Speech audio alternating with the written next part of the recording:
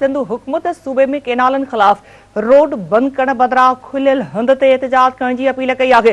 Senior सूबाई वज़ीर शर्जील नामे मंडो चवण आहे त सियासी पार्टियुनि खे केनालन खिलाफ पुरअमन एहतजाज जो मुकमल हक़ आहे। हुन चयो त जलसा जुलूस एहतजाज हुकूमत खे इतला ॾेई खुलियल मैदान ते करे वञे। संदसि चवण हो त एहतजाज अहिड़नि हंधनि ते कया वञनि जिते अवाम खे ॾुखाइयूं पेश न अचनि।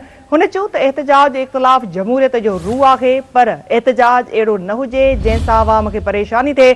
संदसि चवण हो त धरणनि सबबि अवाम चैलेंजिस खे मुंहुं ॾेई रहियो आहे।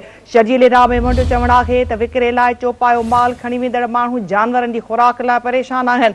संदसि चवण हो त हर तंज़ीम खे गुज़ारिश आहे त रोड बंदि न कया वञनि।